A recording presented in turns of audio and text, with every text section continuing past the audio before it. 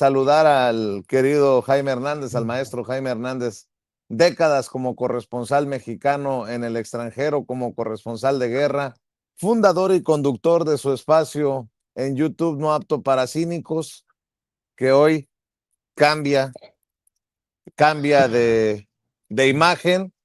Y bueno, pues abrazo al querido Jaime Hernández. La gente pregunta, mi querido Jaime, ¿no te has solidarizado con Jaime? Claro, desde ayer que me avisó Ceci, eh, te mandamos un abrazo, ya sabes que estamos en solidaridad, mi querido Jaime. ¿Cómo estás? Buenos días, Jaimito. Muy buenos días. Gracias a todos, gracias por las muestras de solidaridad con nuestro querido Yago Batusay. ¿Quién iba a decir, no? Sabes que cuando uno envejece, las carnes se te ablandan y se vuelve uno más sensible. Y Hildy y yo estábamos como niños llorando en la madrugada de ayer porque pues, se nos fue el querido Yago Batusay, un perro enano. ¿Quién me iba a decir que estaba yo llorando por un perro enano? Que es que pueblo originario, decía él. Pero tengo que reconocer que se robó mi corazón, igual que el de mi familia, igual que el de mucha gente, seguidores de No Apto para Cínicos. Me he quedado en la orfandad, sin ideólogo de cabecera, sin editorialista estrella, justo cuando más se necesita. ¿Sabes lo complicado que es encontrar un ideólogo de cabecera en momentos en que hay tanta confusión en este mundo, en momentos en que necesitamos faros ideológicos decentes que nos iluminen? Cuando estaba viendo estas fotos de estos desarrapados ideológicamente, no tienen un átomo de decencia en su carne, esta gente de Vicente Fox, Mariana Gómez del Campo. Es que es impresentable lo que han hecho, usurpando la representación del Estado mexicano. Qué sinvergüenzas, cómo se atreven estos descarados a ir en representación del Estado mexicano. Y qué mal por Keiko Fujimori para aceptar esta representación a estos espurios que se han autoimpuesto la representación del Estado mexicano. Qué triste. Y sabes que lo lamentable de todo esto es que todos ellos están al servicio de Washington. Se han convertido todos ellos en las perritas de Donald Trump, acudiendo a esta ceremonia.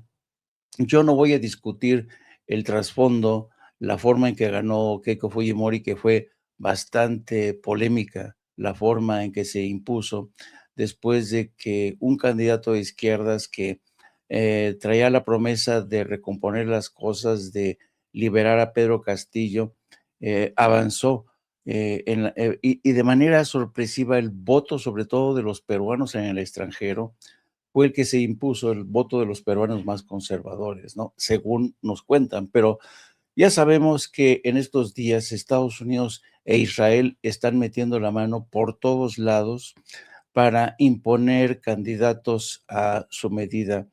Ayer veíamos cómo de nueva cuenta una nueva entrega de escuchas telefónicas en las que Juan Orlando Hernández confiesa que están recibiendo dinero de Israel, que Benjamín Netanyahu está junto con Donald Trump en la reconfiguración de jefes de Estado, interviniendo en los procesos electorales como ocurrió en Colombia, ¿no? Como está ocurriendo en Bolivia, y pues que nos agarren confesados que esto pueda ocurrir en México.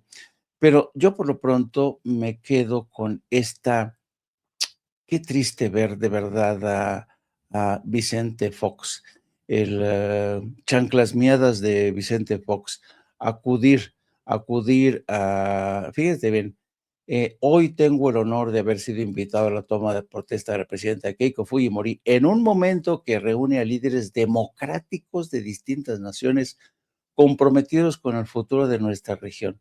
¿Quién le dictó este mensaje? Evidentemente, este es un mensaje de diseño.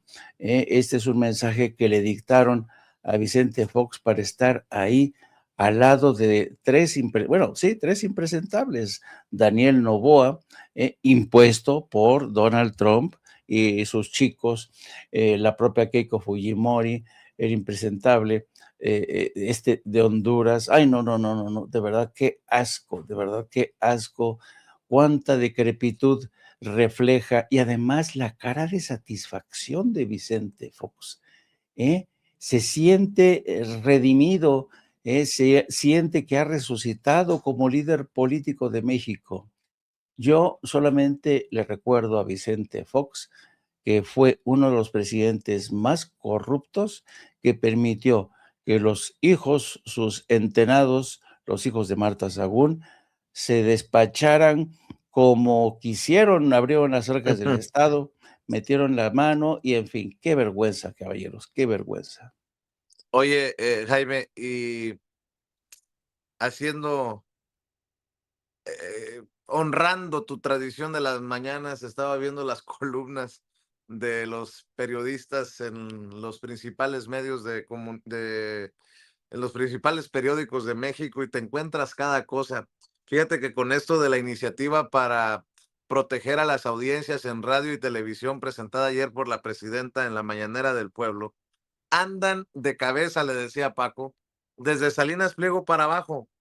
Eh, Fíjate, lo que ustedes han hecho en No Apto para Cínicos con Yago Batusay es precisamente lo que se le está pidiendo por respeto a los que mienten y a los que calumnian. Que digan qué es opinión y qué no, qué es noticia, qué es opinión, qué es inserción pagada, qué es, ¿cómo se le llama? Sí, reportaje pagado. Leo a Sarmiento. No solo Ernesto Rufo, también Rosario Robles, Jesús Murillo Caram y Jorge Antonio Sánchez Ortega han sido presos políticos de la 4T. Si lo lee la gente, debería, buenos días, de saber que son opiniones de Sarmiento, y que muchas veces han estado impactadas por lo que cree o considera su patrón. Pero también veo al patitas de molcajete Fernando Vela Unzarán promoviendo una columna que escribe Mariana Calderón, porque están muchos muy enojados porque el gobierno le quiere dictar a la gente, según ellos, lo que debe pensar, lo que debe decir, lo que debe escuchar y cómo debe de hacerlo. No, yo creo que estamos ante la posibilidad de que le quitemos esa impunidad a los que mienten y calumnian. ¿O cómo ves tú las cosas? Yo, la verdad, tengo que decir que tengo sentimientos encontrados, pero tengo que decir, porque ayer estaba yo escuchando cada barrabasada, cada momento tan estúpido, francamente.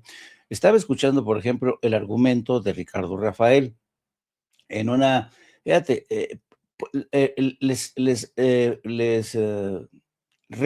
recompongo en mi mente la escena. Estaban Ricardo Rafael, Sergio Sarmiento, y Capibara. ¿Cómo se llama este periodista del Dumbo que le dicen Dumbo y Capibara?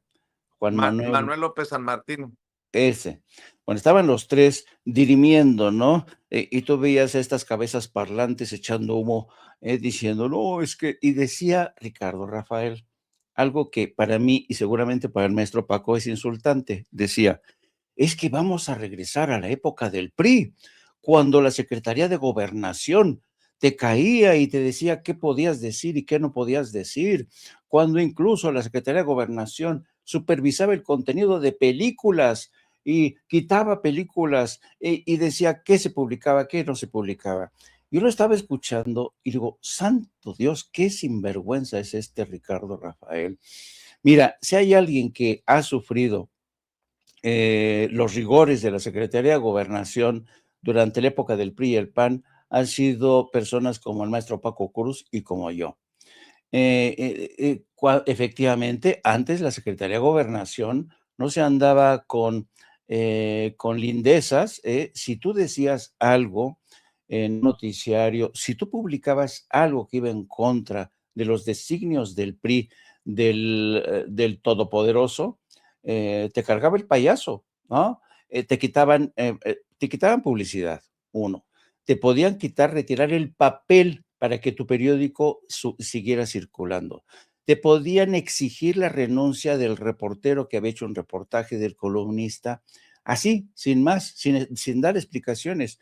Yo cuando era subdirector de noticiarios, en la agencia del Estado, Notimex, que mandé a un reportero a cubrir la primera gran cacerolada en México por la protesta, por la política económica de México, y se transmitió por los noticiarios de Notimex, que me llamaron por teléfono directo de Gobernación y me dijeron, corre a ese reportero, porque no es posible que la agencia del Estado transmita esa información. Le dije, no, señor, la orden, el responsable de esta unidad de noticiarios soy yo. Dice, pues usted tiene cita mañana. Al día siguiente me descabezaron, ¿no? Yo por eso me largué de México, convencido de que era imposible escapar del control de la censura, ¿no?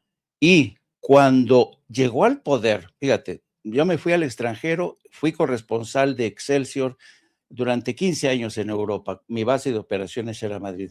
Cuando llega al poder Vicente Fox, lo primero que hace es decapitar, entrar al asalto del periódico Excelsior e imponer a su gente, empujar un acuerdo con los hermanos Vázquez Raña para que se hicieran con el control de ese periódico.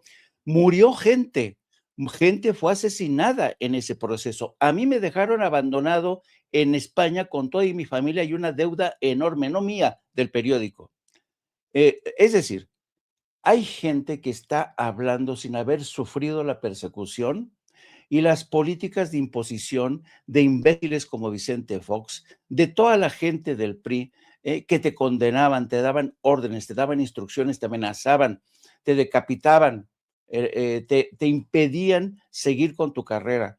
Así es que esta gente como, a mí en lo personal me resultó insultante que Ricardo Rafael dijera, es que vamos a regresar a las épocas del PRI, que no mame, no mame, pinche Ricardo, perdón mi francés, pero es que estas cosas sí me pueden, porque cuando uno ha pasado por los rigores, cuando uno se ha dejado tantos pelos en la gatera, ha sido maltratado, abandonado al extranjero, me han corrido, me han hecho putada y media, que me venga ahora un payaso como Ricardo Rafael a decir, vamos a regresar a la época del PRI. Esto no tiene nada que ver con eso. Esto tiene que ver con, y fíjate nada más, y por eso yo digo de sentimientos encontrados. Y estaba escuchando al maestro Paco Cruz y tiene toda la razón del mundo. Cuando dice la presidenta, los medios se tienen que autorregular. Cada medio tiene. Ustedes ven a Ricardo Salinas Pliego designando a un ombudsman, a un defensor de las audiencias que responda al interés de la opinión y no a los intereses y designios de Ricardo Salinas Pliego. Yo no lo veo, ¿eh?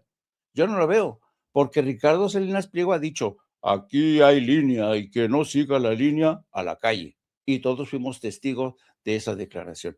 Así es que, y yo entiendo que la presidenta no quiere pasar por una presidenta autoritaria que vaya a imponer una línea. Tiene la esperanza de que los medios se autorregulen, que los dueños de los medios se autorregulen. Pero ¿sabes cuál es el problema? ¿Cuál es el problema, queridos amigos? Que la época en la que está impulsando esta iniciativa de lineamiento se produce en momentos en que los señores más ricos de México, los más poderosos, aprendieron rápido, aprendieron que no bastaba que era más fácil comprar el medio antes que andar sobornando a reporteros o directores de medios. Era más fácil comprar los medios. Y por eso mismo, gentes como los Vázquez Raña se hicieron con el control de Excelsior y gentes que más que nada invierten en el sector inmobiliario, tienen varios intereses, compran sus medios y dicen, este medio va a ser mi pinche trinchera. Y a través de este medio, de Radio Fórmula, TV Fórmula, del Universal, como decía el maestro Paco Cruz, estos mandarines desde sus medios, desde el confort de sus despachos con unas cuentas bancarias gordas, gordas, gordas. Dicen, aquí voy a convertir mi medio en una trinchera, chingue su madre. Aquí voy a defender mis intereses y me vale madre. Y voy a despedir al reportero que no se someta. Ya no es Gobernación, son los dueños de los periódicos. A mí me daban, cuando yo trabajé en el Universal, consignas de parte del dueño del periódico. Vaya usted a Bulgaria, por favor, va a ir el Procurador de Justicia de México, vaya y le dice, por favor, que va de parte del dueño del periódico y le extiende un cordial saludo. Digo, sí, pero aparte de eso, ¿qué? ¿A qué voy? No, no, no, a cubrir una cosa que va a hacer el funcionario. Dije, no puede ser. ¿Cuán arrastrados son? ¿Cuán arrastrados son? El periódico Universal al servicio del poder, mandando a cubrir a sus cuates en el poder judicial, en el poder político, sus aliados en la derecha. No, no, no, no, no.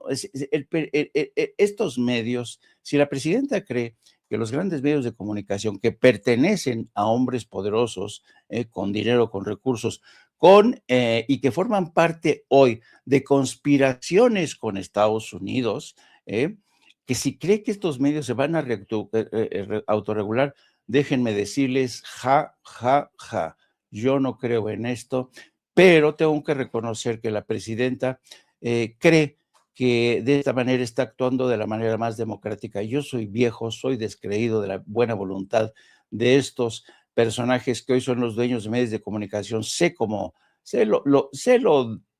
asquerosos que son, sé que son gente caprichosa, poderosa, que son criaturas del viejo establishment y dudo mucho que se ajusten a los nuevos lineamientos, pero bueno, por algo se empieza. A lo mejor el maestro Paco Cruz está de acuerdo en algo o en desacuerdo, sospecho que no, pero porque ya somos muy viejos para creer en este tipo de gestos de buena voluntad con los cuales van a cooperar el mismo diablo. Que lo pones bien ahí, mi querido Jaime. Déjenme hacer referencia a dos notas que vi, una en Los Angeles Times y una en el New York Times, mi querido Paco, mi querido Jaime. En Los Angeles Times dicen, los agentes de inmigración que descendieron sobre Los Ángeles el verano pasado se refirieron a los latinos utilizando insultos según imágenes de cámaras corporales y mensajes de texto detallados en un documento judicial que pide a un juez federal que prohíba a los agentes realizar detenciones basadas en el perfil racial. Tras una redada en junio en un Home Depot en Hollywood, imágenes de cámaras corporales y una cadena de mensajes revelaron que los agentes usaron múltiples insultos, incluidos una palabra que, según se informa, deriva del sonido que hace la linterna utilitaria de un agente al golpear la cabeza de un inmigrante. Mayra Joachín, abogada de la ACLU del sur de California, dijo que el lenguaje utilizado por los agentes subraya lo que impulsa la forma en que están llevando a cabo estas operaciones de inmigración. Es un sentimiento racista. El Departamento de Seguridad Nacional, que supervisa inmigración y control de aduanas, no respondió de inmediato a la solicitud de comentarios por parte de Los Angeles Times. Y del New York Times también se desprende esto que podría significar una alerta para la gente que nos está viendo y escuchando. ICE está deteniendo incluso a ciudadanos de otros países en los aeropuertos que tengan visas expiradas, visas vencidas en Estados Unidos, incluyendo esposas de ciudadanos estadounidenses, de acuerdo con documentos obtenidos por el New York Times y entrevistas que han realizado con abogados de inmigración. Por eso, a la gente que nos está viendo y escuchando en esta exclusiva del New York Times, aguas, aguas cuando se trate de alguna vuelta a los aeropuertos, porque un descuido podría ponerlos en situación vulnerable. Mi querido Paco, más los temas que tú quieras poner sobre la mesa, más los temas que traiga Jaime, voy contigo, Paco. No, Vicente y Jaime, mira, por la importancia que le hemos dado aquí los migrantes, debemos tratar eso, pero tampoco debemos sentirnos sorprendidos por lo que escuchamos de los agentes del Servicio de Inmigración y Protección de Aduanas. Donald Trump, desde su segunda campaña política, redefinió el papel que jugarían los agentes de ICE. Es decir, a partir de una especie de nueva Gestapo, una policía represora, una policía que asesina, una policía que tiene carta abierta para violar los derechos humanos. No es una casualidad lo que está pasando o lo que nos están avisando. ¿Cuántas veces lo hemos dicho aquí? Cuando nace ICE, nace con una idea de seguridad nacional. Sí, un enfoque de seguridad nacional, pero tiene, ¿cuándo? Más o menos fue creada en 2000, principios de los 2000, ¿sí? Y nace como una especie de policía de seguridad nacional, sin violar tantos derechos humanos, no tantos, dije, no es que no los haya violado, es que se veía menos. Perseguir inmigración irregular, indocumentada, decimos nosotros, ellos dicen ilegal, combatir redes de tráfico de personas, investigar delitos transnacionales y hacer cumplir leyes aduaneras. Bueno, con Donald Trump eso se redefinió. Y aquí lo dijimos. ¿Para qué lo redefinen? Para crear una policía represora. Pero ¿con qué finalidad? Crearle una imagen a Donald Trump. O sea, fue algo bien definido, bien planeado. Una policía represora con nivel de la Gestapo que tuviera un efecto mediático.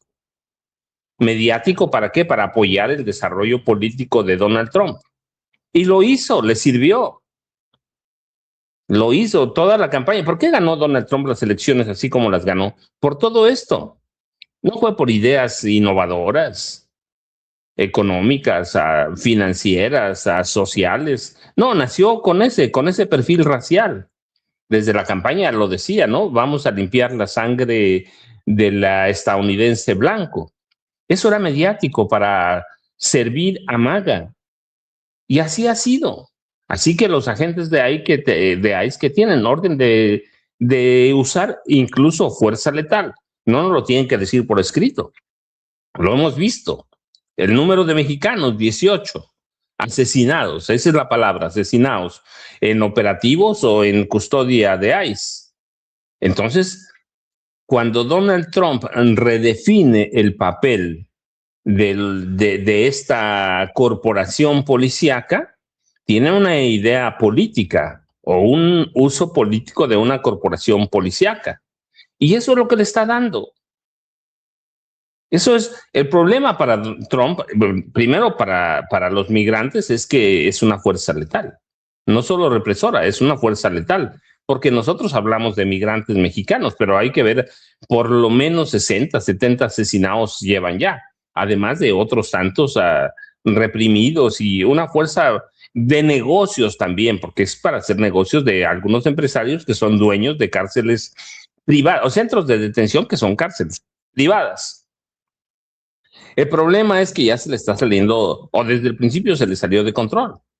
Pero ahora mismo estamos en elecciones y a Donald Trump le urge que ICE sea más fuerte, sea más dura, sea más represora y que mate más. ¿Por qué? Porque está en peligro. Estamos, aquí lo dijimos, estamos a 3 meses, justo el 3 de noviembre son las elecciones de medio término. Hoy estamos estamos a 29 de julio, estamos a 3 meses de las elecciones. Donald Trump, y hablando solo de ICE, de los agentes de ICE, necesita que haya represión. ¿Para qué? Para en un momento, yo lo digo, no lo digo ahora, lo he dicho, para desestabilizar a Estados Unidos y en un momento imponer la emergencia nacional y cancelar las elecciones. ¿Lo va a lograr? No lo sé si lo va a lograr, pero de que lo está intentando, lo está intentando. Si pierde Trump, aquí lo hemos dicho, Él lo ha dicho, no nosotros, olvídense lo que hemos dicho. Algunos de ellos, incluido Donald Trump, van a ir a la cárcel. Y puede haber investigaciones sobre sus hijos, su hija y su yerno, que se han enriquecido groseramente en este segundo gobierno de Trump. Así que lo que va a hacer ahí es el papel que le endilgó Donald Trump a partir del 20 de enero de 2025. Una policía represora, una fuerza letal. Y así debemos entenderlo. Ese lenguaje, no hombre, el lenguaje es lo de menos. Lo complicado es que te quiten la vida o que te repriman. Las dos cosas son igual de graves. El lenguaje, bueno, pues ya dicen en mi casa, son como llamadas a misa, pero la intimidación, la tortura psicológica, la tortura física, eso es un papel que le asignó Trump y así debemos entenderlo y debemos entender que Trump está en un camino de futuro. Si pierde, puede, no digo que va a pasar, pero puede terminar en la cárcel o en un manicomio, como quieran verlo.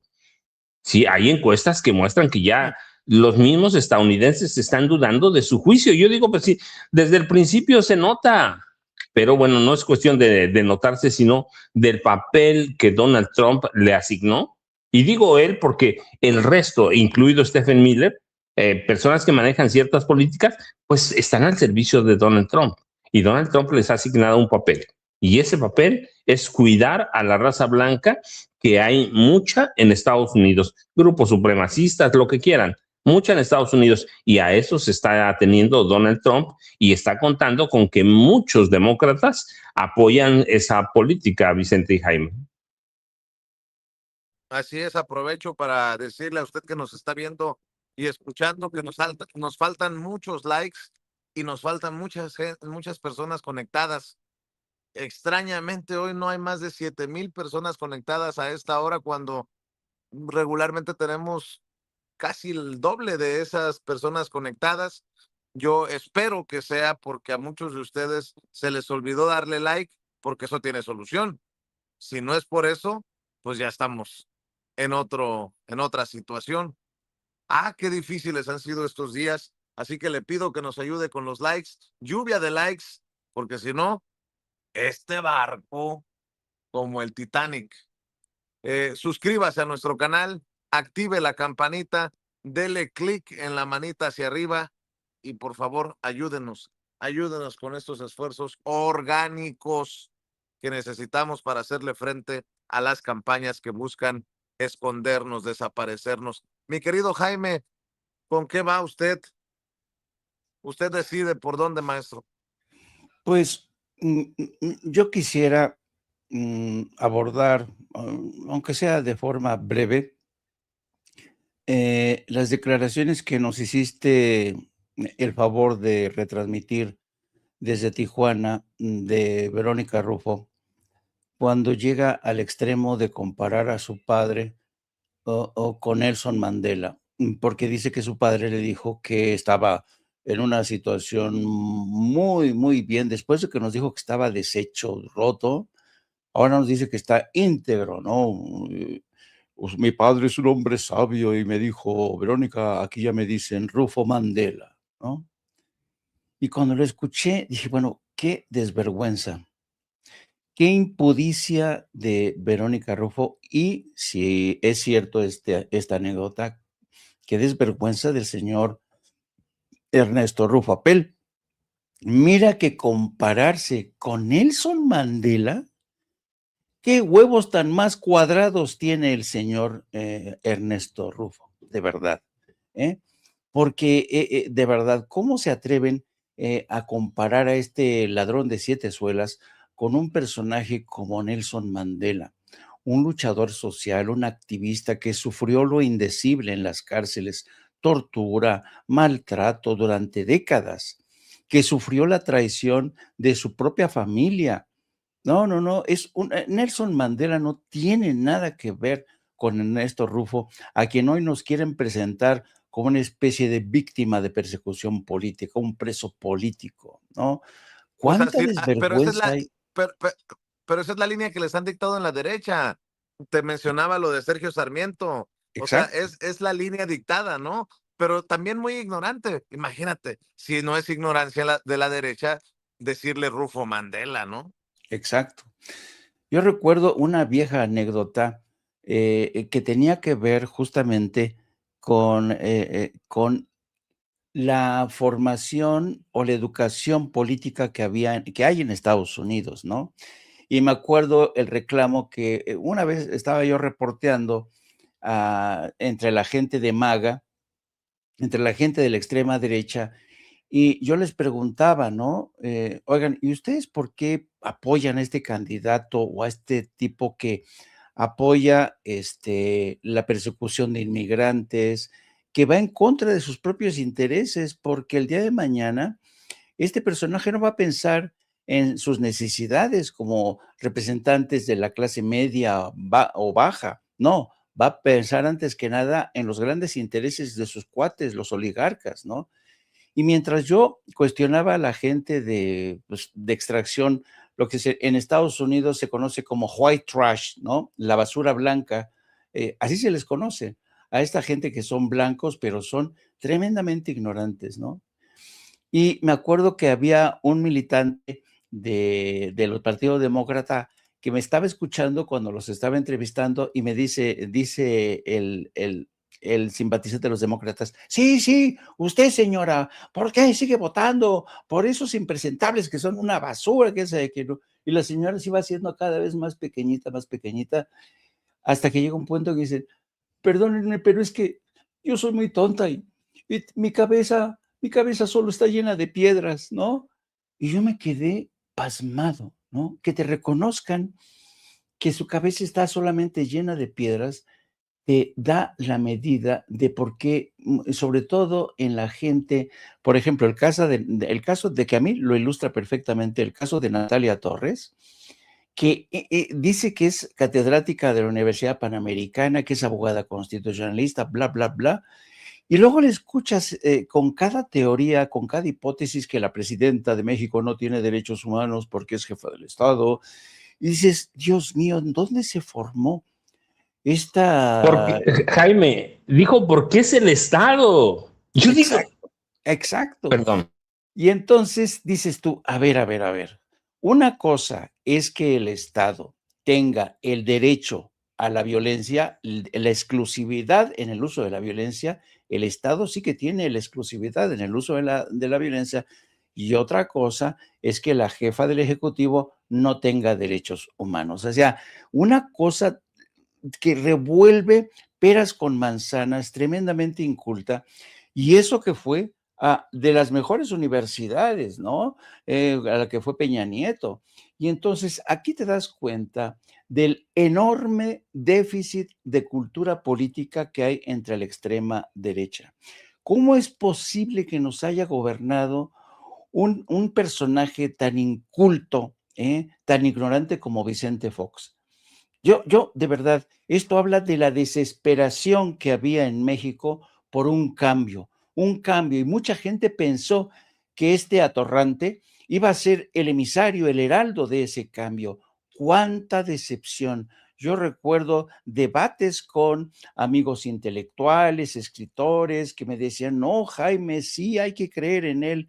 Entre otros, por ejemplo, me acuerdo un debate que yo tuve con dos amigos, Rafael Aveaga, que es actualmente el cónsul, es el cónsul de México en Atlanta, cuando estaba como funcionario diplomático en Madrid, y Jorge Volpi. Y Jorge Volpi era un ardiente defensor de la causa de Vicente Fox. Y me decía, no, no, no, necesitamos el cambio y él es la gente que nos va a traer la transición.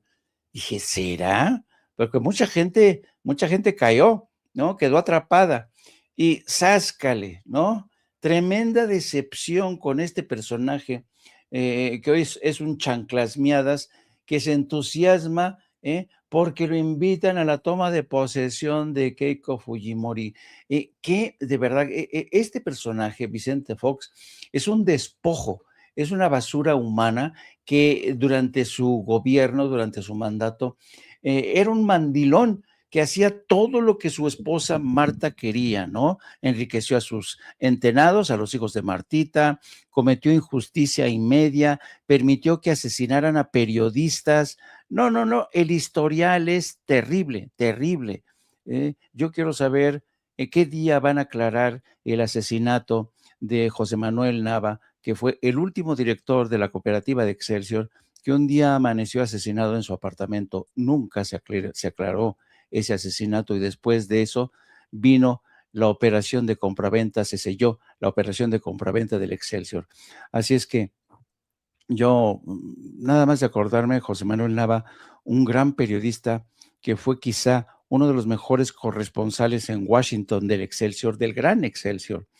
Y después, cuando Excelsior empezó a sufrir los rigores de una crisis brutal desatada por la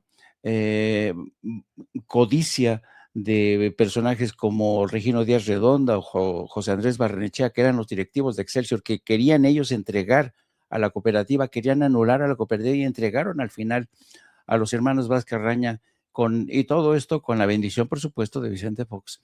Al final se largaron al extranjero, con sus recursos se enriquecieron, traicionaron a la cooperativa. Fue una época terrible, terrible. Así es que no me vengan esta gente como Ricardo Rafael y toda esta gente a decirme, no, es que vamos a regresar a la época del PRI cuando sufrimos todos la censura. Álgame Dios, Dios, lo que hay que escuchar. Perdón, amigos, perdón, esta mañana ando muy... No, es lo que te iba a decir, que andas con todo esta mañana, querido Jaime. Qué bueno que te escuchamos decir las cosas como son, pero sí, debo de suscribir lo que dice el maestro Jaime Hernández. Los que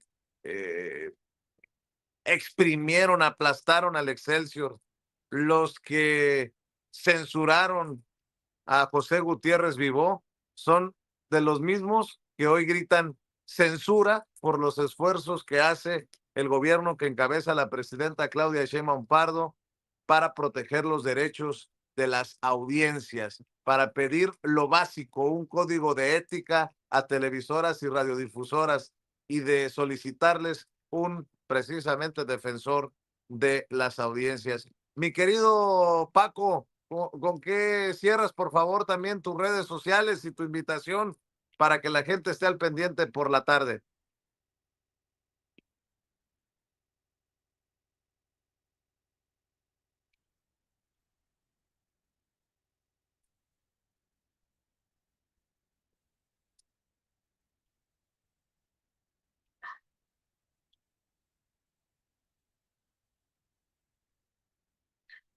No te estamos escuchando, Paco, perdóname, acabo de revisar.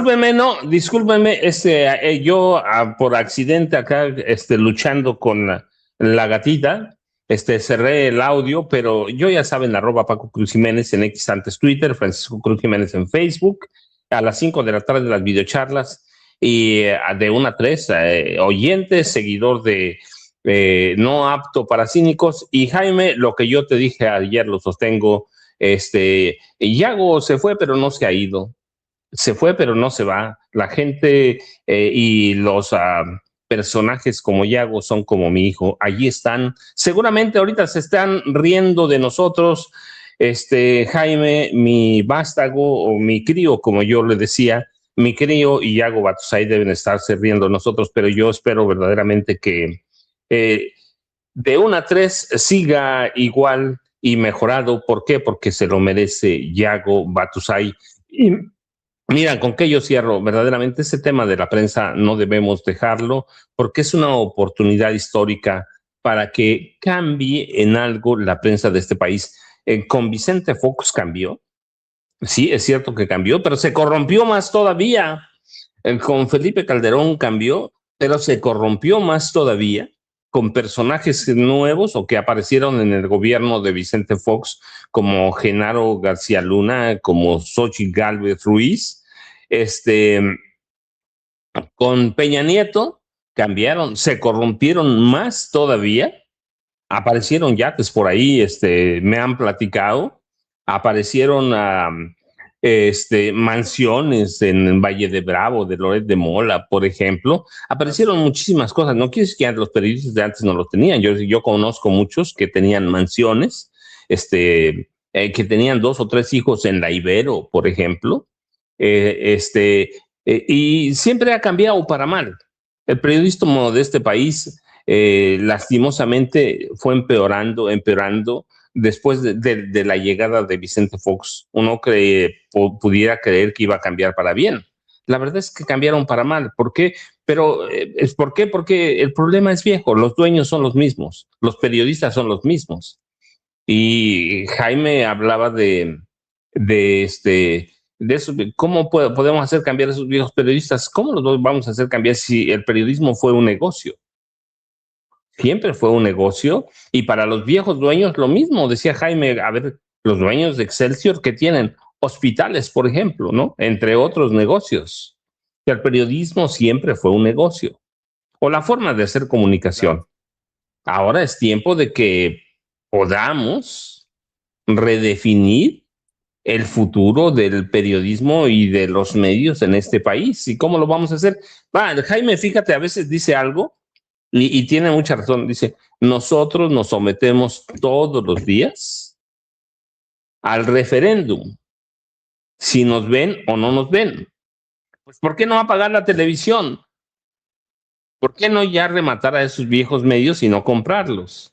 ¿O por qué sostenerte ahí viendo al Universal, cuando sabemos que los dueños son unos mafiosos?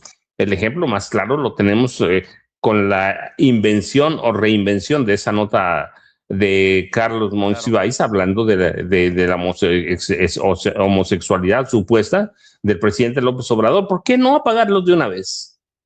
Pero esa es una. Mentiras hay todos los días. Así que ese tema debemos tenerlo ahí, Jaime Hernández y Vicente. Sí, definitivamente, mi querido Paco. Jaime, yo voy a invitar a las personas que nos están viendo y escuchando que se conecten también, como todos los días, de 1 en adelante, de 1 a 3, en No Apto para Cínicos, mi querido Jaime. Los espero, todavía con esta sensación de orfandad por la pérdida de nuestro querido Yago Batusay. Y déjenme explicarles por qué, a lo mejor nunca expliqué lo suficiente, por qué Hildy y yo decidimos designar a Yago Batusay como nuestro ideólogo de cabecera y nuestro editorialista estrella. El día que yo regresé a México después de 30 años de ausencia, después de 30 años en el extranjero, comprobé que quizá me había equivocado, porque cuando yo regresé a México me encontré con un Carlos Loret de Mola, que no solamente era editorialista estrella, columnista estrella de mi propio periódico, sino que era estrella de Televisa, tenía su noticiario, todo esto, y sabiendo del tipo de personaje tan mentiroso, tan mendaz, tan falta de escrúpulos, dije, coño, me he equivocado. Para triunfar en México, uno tiene que ser como Loret de Mola, y poco a poco te das cuenta y dice, bueno, y todo este empeño por salvaguardar los principios de una profesión a la que yo sigo amando con pasión, porque la vocación que yo llevo tatuada desde siempre, porque esa es mi pasión, el periodismo de calidad. Me demostró que en México el periodismo de calidad había muerto, que se imponían los charlatanes como Loret de Mola, y entonces decidimos, bueno, si en México un Riva Palacio que miente todos los días, si un Loret de Mola que es mendaz, no tiene escrúpulos, es un personaje sin principios ni ética, y si personajes como Sergio Sarmiento o como Héctor de Mauleón son los grandes columnistas, ¿por qué coño No Apto para Cínicos no puede tener al mejor editorialista en un enano, un perro chihuahua enano, que por cierto yo sigo sosteniendo que era el mejor editorialista, porque era capaz de en 5 o 6 ladridos desmenuzar cualquier tema, y además era nuestro ideólogo de cabecera, un referente ideológico, un referente de la decencia, de por dónde tenían que ir las cosas para hacer este país un país más justo. Mi querido Yago era 4T, pro 4T. Le entusiasmó la llegada al poder de Andrés Manuel López Obrador y de Claudia Sheinbaum. Así es que era cuatroteísta, pero también era muchísimo más. Ese pequeño saco de pelos nos robó el corazón y el corazón de muchos de nuestros seguidores.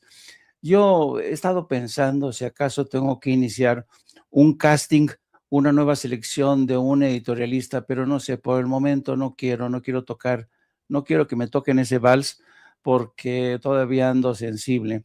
No, todavía no termino de asimilar la pérdida de ese perro que se llegó a consolidar y convertir, fíjate, para que un perro enano chihuahua se convierta en el mejor editorialista de México.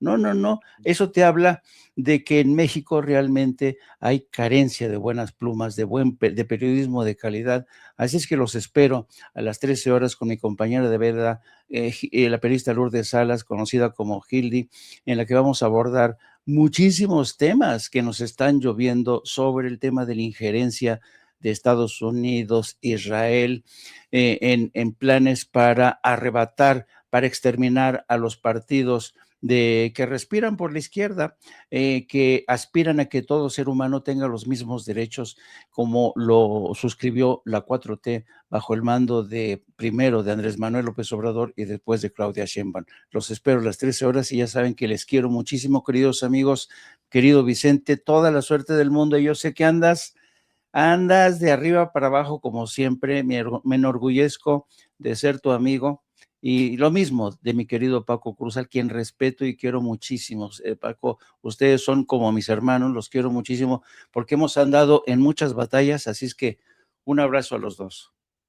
Muchas gracias, Jaime. Muchas gracias, Paco. Les abrazo, maestros, y nos vemos a la 1 en No Apto para Cínicos y a las 5 en la videocharla cruzada del maestro Paco Cruz. Gracias, hermanito. Gracias, hermanitos. Gracias, maestros. Y déjenme saludar a la distancia